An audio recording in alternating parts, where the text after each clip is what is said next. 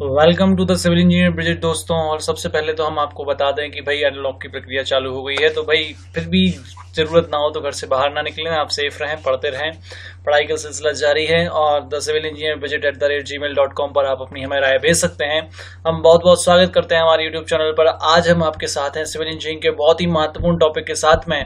और जैसा कि आप सभी लोग जानते हैं कि हमारे चैनल का है कि हम लोग आइस कोड के हिसाब से बात करते हैं। आज हम फ्लैकीनेस, कंबाइंड फ्लैकीनेस एंड एलोंगेशन इंडाइसिस की बात करेंगे, फ्लैकीनेस इंडेक्स की बात करेंगे, एलोंगेशन इंडेक्स की बात करेंगे, कहाँ इसकी जरूरत होती है, कैसे इसको यूज करते हैं, क्या इसकी चीजें हैं, इसको डिटेल में समझाएंगे। और मैं वादा करता हूं कि भाई हमारे चैनल पे एक बार आ गए ना तो फिर कहीं और नहीं जाना पड़ेगा। इसके बाद में इससे रिलेटेड कोई कंफ्यूजन नहीं रहेगा। बहुत सारे लोग कंफ्यूज रहते हैं और हम इस बार आखिरी में पूरा फॉर्मेट हम लेके आए हैं, उसको भी भर के दिखाएंगे कि क्या तरीका होता है फॉर्मेट भरने का, फॉर्मेट कैसा होता है। तो भाई बने रहिए हमारे साथ। और यदि आप हमारे चैनल पर नए हो तो सबसे पहले सब्सक्राइब कर लीजिए और बेल आइकन को दबाना ना भूलें, क्योंकि इसी से तो मिलेगा आपको सबसे पहले हमारा नोटिफिकेशन। चलिए समय को जाया ना करते हुए आगे चलते हैं। भाई देखो, स्टार्ट हम कर रहे हैं फ्लैकीनेस इंडेक्स। अब ये चीज है क्या, चीज आई कहां से, क्या चीज है ये फ्लैकीनेस एलोंगेशन की जरूरत क्यों पड़ी? देखो भाई, सिविल इंजीनियरिंग की बात है ना, तो भाई सिविल इंजीनियरिंग में सबसे ज्यादा स्ट्रक्चर आरसीसी के बनते हैं, क्योंकि ये इकोनॉमिकल है। अब इकोनॉमिकल है तो आरसीसी में क्या क्या चीजें होती है? रेनफोर्समेंट होता है, कंक्रीट होता है। रेनफोर्समेंट चीज अलग हो गई। कंक्रीट में क्या क्या चीज होती है? सीमेंट, सैंड और एग्रीगेट एडमिक्सेस और वाटर के मिक्सर से बनी चीज कंक्रीट कहलाती है। अब सीमेंट चीज समझ आती है, सैंड समझ में आता है, एग्रीगेट जो पत्थर वाली बात है, एग्रीगेट पे हम लोग, एग्रीगेट का टेस्ट है वैसे तो, एक कोर्स एग्रीगेट का, कोर्स एग्रीगेट, फाइन एग्रीगेट। अब देखो कोर्स एग्रीगेट में क्या रहता है, सबसे एसेंशियल प्रॉपर्टी जो होती है ना, उसकी फिजिकल प्रॉपर्टी होती है कि वो उसका टेक्सचर कैसा है, वो कैसा है, ज्यादा गोल तो नहीं है, ज्यादा चपटा तो नहीं है, ज्यादा लंबा तो नहीं है, उसका टेक्सचर कैसा है, एंगल कैसा है, इस सारी चीज के लिए शेप ऑफ द शेप। इसलिए हम लोग IS code 2346 method of test of aggregate of concrete में part 1 particle shape and size and shape में फ्लैकीनेस और एलोंगेशन के बारे में है। आइस कोड डिस्क्रिप्शन में है, वहां से मिल जाएगा और आप चीजें आगे बढ़ते हैं। भाई फ्लैकीनेस क्या होता है? फ्लैकी मतलब चपटा, एलोंगेशन मतलब लंबा। मतलब चपटा तो नहीं है कोई हमारा एग्रीगेट, ज्यादा चपटे तो नहीं है, ज्यादा लंबे तो नहीं है। इनका एक क्राइटेरिया है कि भाई इससे ज्यादा पतले हुए, चपटे हुए तो ये चपटा कहलाएगा, इससे ज्यादा लंबा हुआ तो ये लंबा कहलाएगा। इसके लिए आपको लगातार बने रहना है हमारे साथ में। और यदि पसंद आ रहा हो तो लाइक करो, शेयर करो अपने दोस्तों के साथ में, ताकि काफी लोगों का भला होगा। भाई ठीक है, आगे बढ़ते हैं। देखो इंट्रो की बात कर लेते हैं। बात है flakiness index of the aggregate is the percentage by weight of particle in it whose least dimension of thickness is less than 3/5 of the mean dimension। Mean dimension के 3/5 से भी कम में दी थिकनेस है तो फिर चपटा कहलाएगा। और ये 6.3 mm से छोटी साइज पे एप्लीकेबल नहीं होता, क्योंकि इसके लिए तो आइस कोड कहता है। One of the major constituent factor of the quantity of concrete, भाई सबसे मेजर है कि ये क्वालिटी ऑफ कंक्रीट पे डिपेंड करता है कि यदि फ्लैकीनेस इंडेक्स ज्यादा चपटे हैं तो फिर स्ट्रेंथ कम आएगी ना कंक्रीट की। इसलिए भाई बहुत जरूरी है, इसको करना चाहिए। इंजीनियर पर डिपेंड करता है लेकिन फिर भी करना चाहिए। भाई एक चीज, ये चीज समझ आ गई है। अब ये है कि भाई देखो, आइस कोड के 4.1 क्लूज में 2386 पार्ट 1 में साफ साफ लिखा हुआ है, the thickness index of the aggregate is the percentage by weight of the particle in its whole whose least dimension is less than 3/5 of their mean dimension. The test is not applicable to the size smaller than 6.3 mm। तो भाई यहाँ से देखो क्या होता है कि बाकी सब कुछ लोग दिखाते नहीं है, हम तो आपको प्रूफ दिखाते हैं, प्रूफ के साथ में बात करते हैं। भाई सैंपल की बात कर लेते हैं। सैंपल क्या है? Quantity of the aggregate shall be taken sufficiently to provide the minimum number of 200 pieces of any fraction to be tested. भाई देखो लाइन यही है सैंपल लेने की, लोग अपने अपने तरीके से करते हैं। भाई एक चीज मैं इसको सैंपल के बारे में बताने से पहले मैं आपको बता दूं, काफी लोग इसमें हम वैसे करते हैं जैसे हम सैंड का करते हैं कि भाई एक बार हमने 2 kg सैंपल लिया और उसको ऊपर से नीचे तक लिप पैन और लेड से बंद करके और छान दिया और रिटर्न कर लिया। कुछ लोगों ने इसमें ऐसा ही किया हुआ है, मैंने देखा है। लेकिन एक चीज मैं बताऊं, यहाँ पे अपन को ग्रेडेशन नहीं करना है कि भाई एक बार सैंपल ले लिया और सीप को नंबर से लगा करके फिर उसको निकाल लिया कि भाई कितने हैं और उसको इलोंगेशन से निकाल दे। नहीं भाई, हमें ये पता करना है कि हमारे पूरे सैंपल में ज्यादा चपटे पार्टिकल तो नहीं है और ज्यादा लंबे पार्टिकल तो नहीं है। इसलिए ईच फ्रिक्शन, एनी फ्रिक्शन, मतलब हर फ्रिक्शन पे 200 पीस हमें लेने हैं। आप अलग से सीप से करो या एक साथ करो, डजंट मैटर, हमें 200 पीस चाहिए हर फ्रिक्शन पे, इतना सैंपल लेना है। भाई इससे रिलेटेड कंफ्यूजन नहीं होना चाहिए, क्योंकि अभी अपन ग्रेडेशन नहीं कर रहे हैं। ग्रेडेशन की चीजें अलग होती हैं, ग्रेडेड है कि नहीं है। फ्लैकीनेस चीज अलग होती है कि भाई ज्यादा चपटे तो कम से कम 200 होने चाहिए, तब तो जाके हम पता कर पाएंगे कि चपटे हैं कि मोटे हैं कि क्या है। आई होप चीजें क्लियर हो रही होंगी, और क्लियर हो रही हैं तो लाइक करो, शेयर करो दोस्तों के साथ में। और भाई आप चीजें, हम आगे बढ़ रहे हैं, कमेंट आप कर रहे हैं, सब्सक्राइब आप हमें कर रहे हैं, आप हमें अपने आइडियाज भी भेजो कि आप आगे क्या टॉपिक करना चाहते हैं। thecivilengineer@gmail.com पर, फेसबुक पे भी हैं, इंस्टाग्राम पे भी हैं, टेलीग्राम पे भी हैं, फेसबुक पेज है, ग्रुप है। तो भाई यहाँ पे आप कमेंट करो, हम वहां पे जरूर आपके हर सुझाव को कंसीडर करेंगे, ये हमारा वादा है। आगे देखते हैं भाई एपरेटस कैसा होता है। ये जो ट्रे दिख रही है, ये ट्रे है हमारी थिकनेस गेज जिसे कहते हैं। आइस कोड में इसकी है, डिस्क्रिप्शन में लिंक है, वहां से आपको मिलेगा। भाई देखो क्या रहता है कि हमें, अब जैसे मैंने एक फॉर एग्जांपल कहा कि भाई इसकी विड्थ कितनी है, कि भाई कितना है, तो मीन साइज का 3/5 है। इसको निकालने के लिए एक, या आप निकालना चाहो कि कितना है, उसका आइस कोड में दिया भी है, इसका तरीका भी है। 3/5 तो 20 और 16 है, तो 20 + 16 डिवाइड बाय 2, तो इसका मीन हो गया 3/5। इसका मल्टीप्लाई कर दो तो 10.8 सेंटीमीटर mm आता है। 20 mm 16 mm है, तो सारा डायमेंशन mm में है, तो mm में आएगी। तो ये 10.8 mm से ज्यादा पतले हुए तो फिर वो फ्लैकी कहलाएंगे। ठीक है, ये चीज क्लियर है। ये चीज क्लियर है, तो फिर हम आगे बढ़े। चलिए प्रोसीजर की बात कर लेते हैं। The sample shall be what to be in air dry condition. भाई देखो, हम जो सैंपल करेंगे एयर ड्राई कंडीशन में होना चाहिए। 100 से 110 डिग्री सेल्सियस पे हमें इसको गर्म करना है।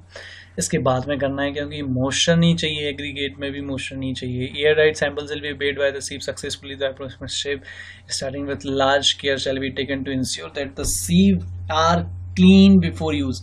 सीव क्लीन होना चाहिए, यहाँ पे क्लियर है। अब आगे बढ़ते हैं। The each sieve shall be taken separately over the clean tray until not more than the trays pass, but in case of the period not less than 2 minutes। 2 minute से कम नहीं करना है, और जब तक कि पास होना बंद ना हो जाए तब तक करना है। ठीक है, ये चीजें क्लियर हो नहीं। भाई हमने क्या किया कि हर सैंपल लिया कि देखो, एक नीचे पेन लगाओ, और जो 2 है, जैसे 25 से पास करानी, 20 पे रिटर्न करानी, तो 20 भी नीचे लगा लो, 25 ऊपर लगा लो, ऊपर से लेट से बंद कर लो, और उसके बाद सेक कर लो। उसके बाद उसमें देखो कि 200 पीस रिटर्न हुए कि नहीं हुए, उसका वेट करना है। फॉर्मेट हम आखिरी में आपको बता रहे हैं।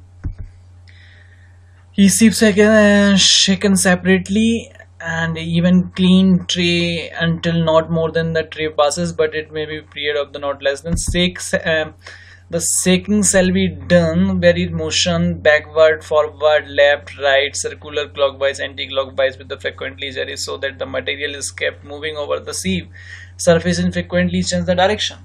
हाँ, तो भाई ऐसे ही करते हैं बंद करके। material shall not be forced through the sieve by hand pressure। भाई हाथों के प्रेशर से उसको नीचे नहीं दबाना है, ये चीज ध्यान रखो, क्योंकि इसीलिए तो कहते हैं नीचे पेन लगाओ, ऊपर लेड लगाओ, बंद कर दो, हमें कुछ नहीं मतलब।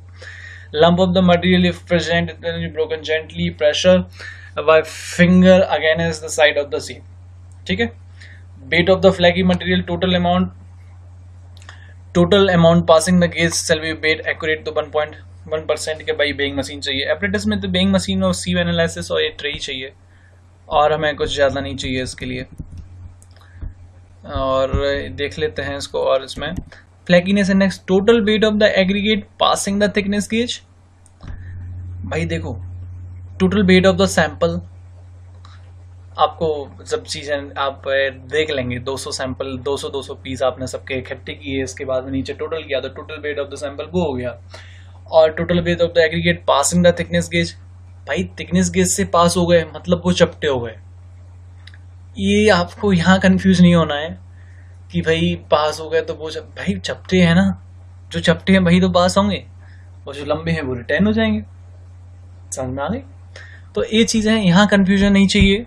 और देखते हैं आगे क्या चीज है भाई। अब एक चीज होती है भाई, आप कहोगे कि इसका फॉर्मेट वेट करो वो भी करेंगे। यदि आपको आखिरी में समझ नहीं आता है तो आप जरूर हमें कमेंट बॉक्स में लिखो, हम जरूर उसके फॉर्मेट्स अलग से लेके आएंगे। भाई एलोंगेशन की भी यही प्रोसेस है।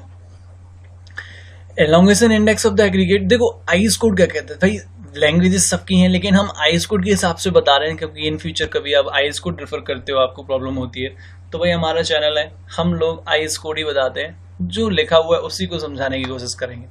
The elongation index of the aggregate is the percentage by weight of the particle whose greater dimension is greater than 1 and 4/5 time their mean dimension. देखो वहां था कि छोटे तो नहीं है तो चपटल, अब इसमें लंबे की बात हो रही है, एलोंगेशन ना लंबे, तो 1 राइट 4/5 टाइम से मीन डायमेंशन की इससे ज्यादा नहीं होना चाहिए।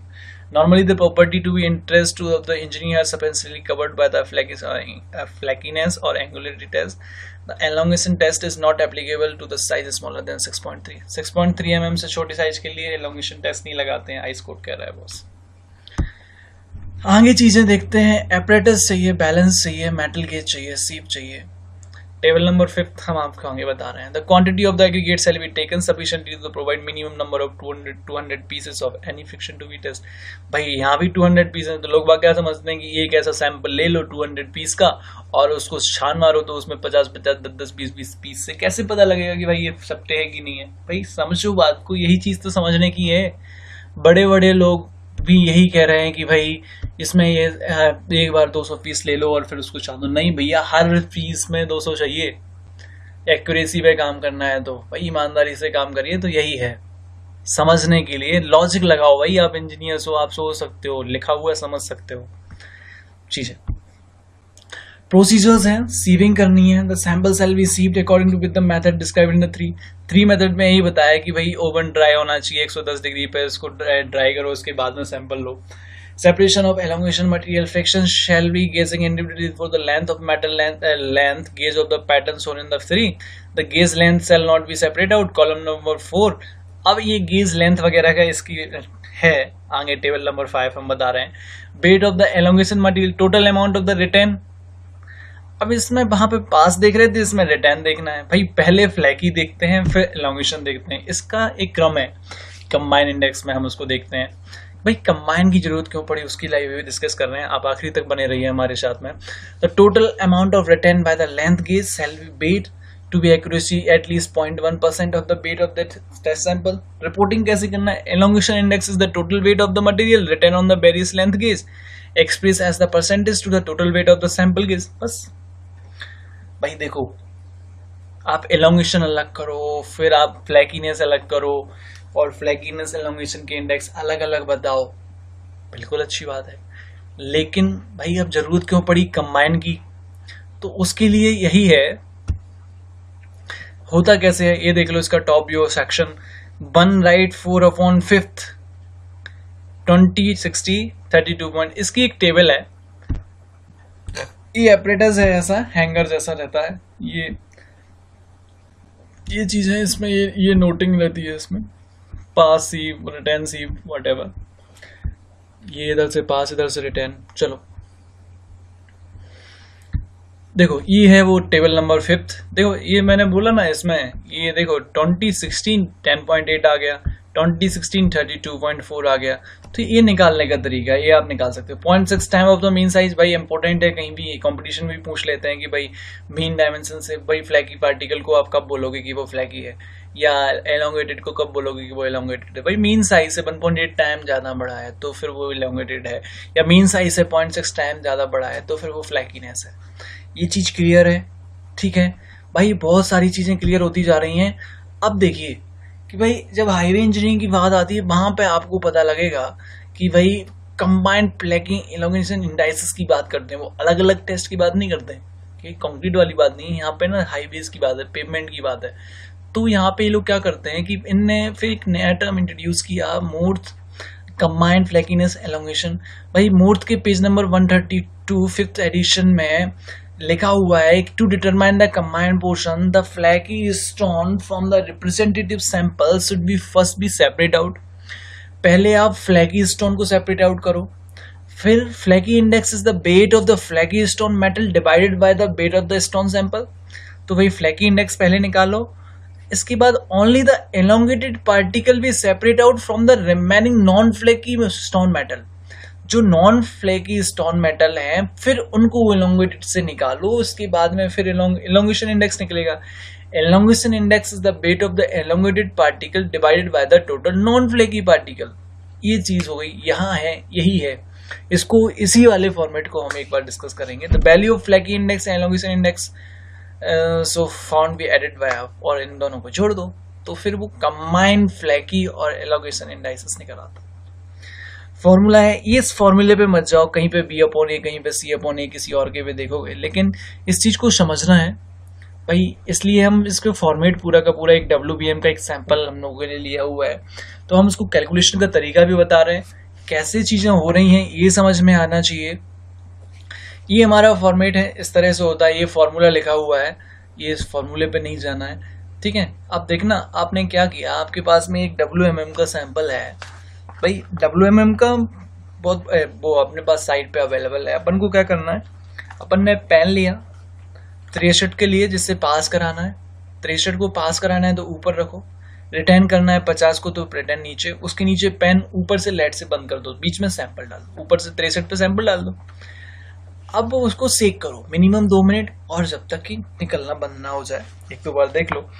और उसके बाद में फिर क्या करना है, ऐसे ही लिया तो उसमें फिर 50 पे रिटर्न वाले 200 सैंपल चाहिए कि जो 50 पे रिटर्न हो जाए। ऐसे ही आपको 50-40 के साथ करना है, ऐसे ही आपको 40-31-5 के साथ करना है, 31-5-25 के साथ करना है, 25-20 के साथ करना है, 20-16 के साथ करना है, 16-12.5 के साथ करना है, 12-10 के साथ करना है, 10-6.3 के साथ करना है। अब एक चीज है, ये WMM का है तो ग्रेडेशन से आपको पता लगेगा कि उनसे कौन कौन से पार्टिकल अवेलेबल हैं और उसमें फ्लैकी है कि नहीं। कंक्रीट में 20 का होता है, जैसे 20 में 20 आता है, 16 आता है, 12.5 आता है, फिर 10 आता है। तो ये 20 mm का हो गया, 6.3 20 में नहीं आता, तो 10 के बाद में वो नहीं आता तो उसमें नहीं लेना है। फिर बाकी फॉर्मेट्स आपको उसी के हिसाब से मिल जाते हैं। देखिए हमने 63-50 से लिया और हमने कोशिश की कि भाई इसमें भाई अवेलेबल ही नहीं था, ग्रेडेशन में भी अवेलेबल नहीं है और पार्टिकल भी अवेलेबल नहीं है, तो इसके लिए हम कुछ नहीं करने वाले। अब भाई इसको देखो कि भाई 50 और 40, ठीक है, 50-40 के 200 पीस इकट्ठे किए हमने, तो हमें ये वेट मिला इसका 5430 ग्राम में। अब 40-31-5 के किए तो यहां भी हमें मिला है 4330 इतना ग्राम सैंपल मिल गया।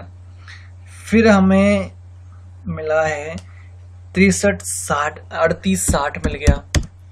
फिर 25-20 पे देखा अपन ने तो अपन को 35-10 मिल गया, ठीक है।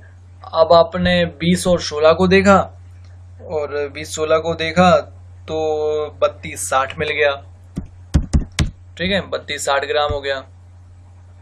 अब फिर आपने 16-12.5 को देखा तो उसमें आपको मिल गया 29-70, तो अपन ने 29-70 लिख लिया। 12-10 को देखा, आपने 200 पीस देखे इसके और आपको 15-80 मिल गया, तो आपने 15-80 लिख लिया। और 10 और 6.5 को देखे 200 पीस में तो आपको 1400 ग्राम का इसमें सैंपल मिल गया। अब इसको टोटल करना है तो इसको एक्सेल में करेंगे, आप कैलकुलेटर से कर लो। इक्वल किया,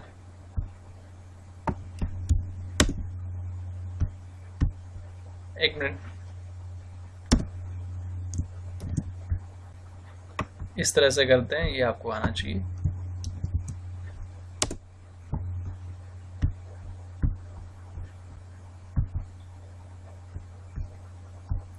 बराबर नहीं हुई,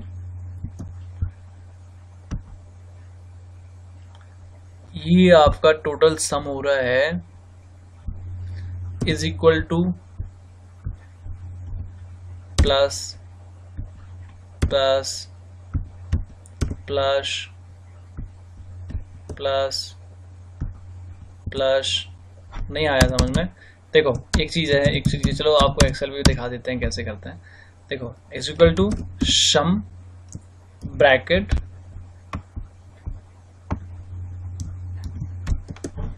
ये आ गया 26,340 भाई ई हो गया, क्योंकि इसमें हमने पहले से सैंपल नहीं लिया, हमने 200-200 पीस लिए, फिर उसका टोटल वेट निकाला क्या है। अब वेट ऑफ द फ्लैगी फ्रिक्शन देखो, अब कोई कहीं पे सीधा सीधा लैंग्वेज में लिखा रहता है, कहीं पे बोलते हैं कि नॉन फ्लैगी फ्रिक्शन और फ्लैगी फ्रिक्शन। फ्लैगी फ्रिक्शन मतलब जो चपटे हैं, नॉन फ्लैगी मतलब जो चपटे नहीं है। अब देखना, अब देखो फ्लैगी कम, यदि फ्लैगी पार्टिकल होगा तो वो कम होगा। एक्चुअली मैं बताऊं आपको, जैसे मैंने देखा कि इसमें अपन ने फ्लैगीनेस इंडेक्स से देखा तो 0 का तो उसमें कुछ था ही नहीं, तो यहाँ पे कोई दिक्कत ही नहीं है। अब यहाँ आप देखोगे कि अब वो कहेगा कि भाई यहाँ पे आपको वेट रिटर्न हो गया 470 ग्राम, यहाँ पे आपको फ्लैगी पार्टिकल चपटे पार्टिकल मिल गए, फिर आपको 390 ग्राम फ्लैगी पार्टिकल यहाँ पे मिल गए, यहाँ पे 410 ग्राम फ्लैगी पार्टिकल मिल गए, फिर आपको 370 ग्राम फ्लैगी पार्टिकल मतलब जो रिटर्न हो गए तो वो मिल गए, ठीक है। और फिर आपको 315 ग्राम फ्लैगी पार्टिकल मिल गए, फिर आपको 206 ग्राम आपने वेट किया तो उसको 206 ग्राम निकला, फिर आपने देखा कि भाई 371 निकला, और फिर आपने देखा कि भाई 310 निकला। तो ये जो आपने फ्लैगी जो गेज है, जो ट्रे जैसा दिख रहा था, उससे अपन ने निकाला बारी बारी से 200 से 20 को, और जितने उससे पास हो गए हैं वो फ्लैगी पार्टिकल आएंगे, तो उनका वेट किया तो उनका ये वेट आया, और उसको अपन ने टोटल कर लिया, तो टोटल इज इक्वल टू सम, और ये रहा आपका इक्वल हो गया। अब नॉन फ्लैगी पार्टिकल क्या है, मतलब जो फ्लैगी नहीं है वो नॉन फ्लैगी है, मतलब वो ज्यादा चपटे नहीं है। अब इन पे अपन को एलोंगेटेड वाला लगाना है, तो इसके लिए क्या करना है, इज इक्वल टू करना है, और ये बड़ा है इसमें से माइनस करना है इसको, तो ये 0 हो गया, और इसको पकड़ के खींच देना है तो आपको नीचे तक का मिल जाएगा। अब ये चीज है, ठीक है। अब ये चीज क्लियर हो जाने के बाद में फिर इस वाले सैंपल को पकड़ना है, और फिर उसमें से चेक करना है कि इसमें से ये जो नॉन फ्लैगी है, तो weight of the elongated particle from non flaky fraction. अब जो नॉन फ्लैगी है मतलब जो चपटे नहीं है, उनको देखा जो रिटर्न हो रहे हैं, उसमें से एलोंगेशन वाले एंगल से जो रिटर्न हो रहे हैं वही नॉन फ्लैगी जो एलोंगेटेड पार्टिकल कहलाएंगे। जो एलोंगेटेड है तो जो उस पर रिटर्न हो जाएंगे वो यहाँ आएंगे। अब हमने देखा कि रिटर्न क्या हो रहा है, तो देखो मतलब इसमें तो कुछ था ही नहीं, तो कोई दिक्कत ही नहीं है। फिर इसमें 425 ग्राम आपके रिटर्न हो गए हैं, आपने रिटर्न किया और उसको इकट्ठे कर लिया। यहाँ पे आपको 305 ग्राम हो गए हैं, यहाँ पे 390 ग्राम हो गए हैं, आपने कैलकुलेशन समझते जाना। फिर आपने 380 ग्राम हो गए हैं, फिर 310 ग्राम आपने रिटर्न हो गए हैं, फिर आपका 210 ग्राम रिटर्न हो गया है, फिर 389 ग्राम रिटर्न हो गया है, 354। ये हम लोगों ने एक टेस्ट किया था साइट पे, वहां से ये डाटा है हमारे पास टेस्ट रिपोर्ट का, और फिर हमें इसको टोटल कर लेना है। तो ये आप ये नहीं समझिए कि सर ये डाटा कहाँ से लिख रहे हैं, ये हमारा साइट का एक टेस्ट था। तो अभी तो उसकी वीडियोस अवेलेबल नहीं तो हम आपको वीडियोस भी दिखा दें। हम लोगों ने साइट पे अरेंज किया था, जनरली करते नहीं है, बट हाँ एक बार किया था तो उसका है हमारे पास डाटा। तो ये चीज़ है। अब ये चीज़ देखना, आपको ए का डाटा मिल गया, बी का डाटा मिल गया, सी का डाटा मिल गया और डी का डाटा मिल गया। फॉर्मूला आपका क्या है, फॉर्मूले को समझो पहले तो। एलोंगेशन इंडेक्स और फ्लैकीनेस इंडेक्स का समेशन होता है कंबाइंड इंडेक्स। तो भाई एक चीज मैं आपको बताऊं, पहले तो हम आपको एक अच्छा सा फॉर्मूला लगा देते हैं। तो आप कहोगे कि सर फॉर्मूला लगा दो, तो ये मैंने बराबर किया, ठीक है, मैंने किया 100, फिर आपको मल्टीप्लाई किया, फिर आपको मैंने 1-2 ब्रैकेट लगा के दिया। अब देखना, पहले अपन एलोंगेशन इंडेक्स की बात कर लें, क्योंकि पहले नहीं, फ्लैकी इंडेक्स की बात कर लेते हैं पहले। फ्लैकी इंडेक्स निकलता है तो भाई wait of the flaky friction कितना है? 2840, 2842। 2842 को डिवाइड करना है टोटल वेट से। टोटल वेट कितना है? 26340। 26340, तो इसको ब्रैकेट बंद कर दिया। अब ऐड करना है, फ्लैकी इंडेक्स हो जाए, इसके बाद एलोंगेशन इंडेक्स के पास जाएंगे। एलोंगेशन इंडेक्स कहां से निकलता है भाई? ये देख लो, एलोंगेशन इंडेक्स निकलेगा आपका नॉन फ्लैकी पार्टिकल के जो एलोंगेशन इंडेक्स पर रिटर्न हुए उससे। तो ये वाला 2763, ये मैंने इसको डिवाइड किया। अब नॉन फ्लैकी पार्टिकल इसके लिए टोटल पार्टिकल थे, total weight of the sample था, तो ये हो गया। और इसको मैंने ये ब्रैकेट बंद कर दिया और वो ब्रैकेट बंद कर दिया और इसको मैंने बराबर कर दिया। तो भाई 22.54 इसका कंबाइंड फ्लैकीनेस इंडेक्स है। और आई होप कि चीजें आपको क्लियर हो गई होंगी, और फिर भी नहीं हुई है तो आप जरूर हमें कमेंट करो। हम आपको कहीं भी कमेंट कर सकते हैं, आप हमें मेल कर सकते हैं, आप हमें अपने सुझाव भेज सकते हैं। आने वाली वीडियोस आपके सुझावों पर निर्भर करेगी, और जो भी आपके सुझाव होंगे, आपको इससे रिलेटेड कोई कंप्लेन है तो आप हमें मेल कर सकते हैं, आप हमें कमेंट बॉक्स में लिख सकते हैं, फेसबुक पे भी लिख सकते हैं, पेज, ग्रुप, हम सभी जगह अपडेट हैं। हमारी वीडियो सब जगह मिलेंगी, हर जगह लिंक्स हैं यूट्यूब से। और thank you so much. I hope आपने सेशन को एंजॉय किया होगा, और जुड़े रहिए, ज़्यादा से ज़्यादा शेयर कीजिए, लाइक कीजिए, सब्सक्राइब कीजिए चैनल को, ताकि आपको मिले नोटिफिकेशन सबसे पहले। Thank you so much.